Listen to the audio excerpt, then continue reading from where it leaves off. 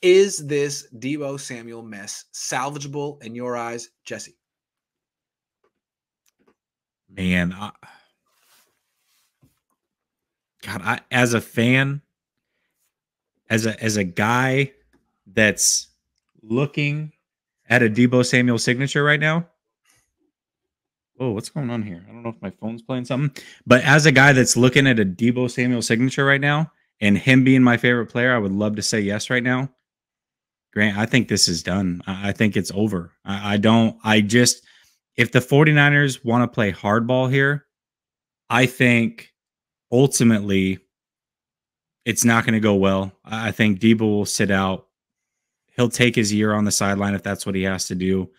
I think he's willing to go through this whole thing. If it's this bad before the draft even happens, he's different. Like when they lowballed Kittle and Kittle's agent came out and called it the Valentine's Day Massacre, right? And they were still able to work it out. That was a little bit different because you had his agent doing the talking. And you had some anonymous sources talking about maybe they're looking to trade Kittle. You've had the anonymous sources. You've had Deebo's family. You've had Deebo's social media account. You've had Deebo's friends. Everybody is pushing this same narrative the whole way through. This is a very, very different situation. I think it's over, man. I really do. I think Deebo's gone.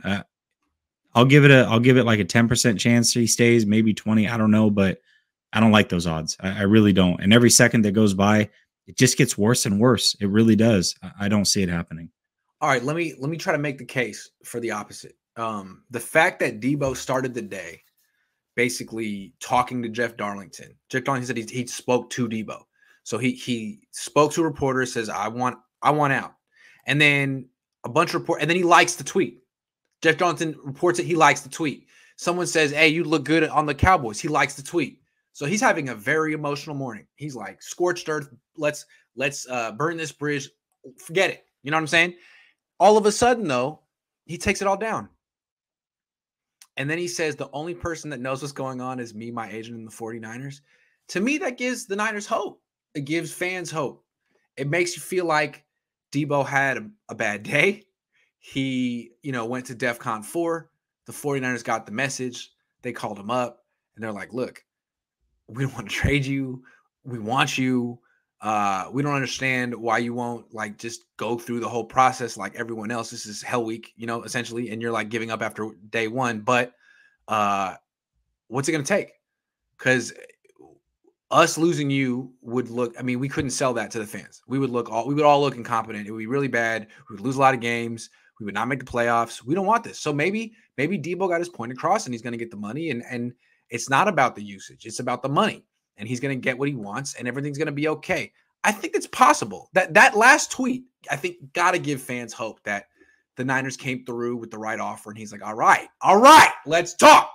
But maybe I guess if the question is it possible? I'm not slamming the door completely, but if I have to take a side, if I say it's only 20% possible, then that means I'm heavily leaning towards that it's not salvageable. And the way that I'm looking at this is a week-old thing, Grant, or 10, 12 days old. If it goes back to when he scrubbed his social media, I think that was 13 days ago at this point.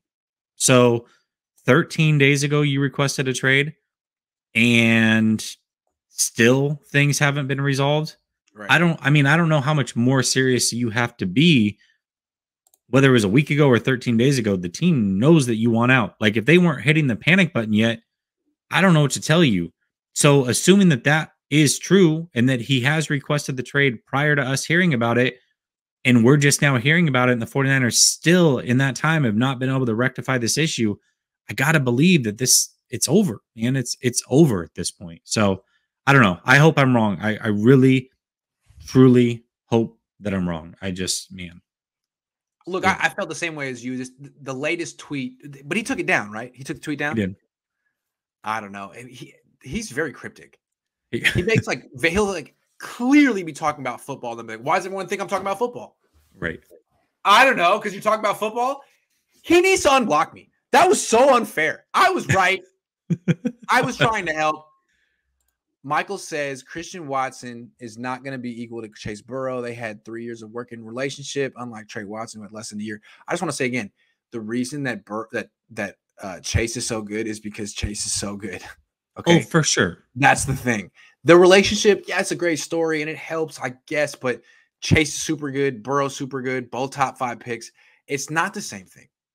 It's not the same thing. But I feel that's an interesting distinction for sure. Watson also led wide receivers with 12.7% drop rate. All right. Receivers drop balls. Like Deebo drops the balls Chase a drops lot. A lot of balls too, right? Deebo drops a lot of balls. Yeah, Deebo I mean, calls it's Kyle fine. his best friend. Maybe Kyle not stepping up the way he did for Trent, or maybe he did, and that's why Deebo tweeted what he tweeted today before he took it down. Yeah. I'm just saying. I think that's probably the only option, right? Is if Kyle's stepping in and just saying, listen, I don't care what it takes. We're keeping this guy.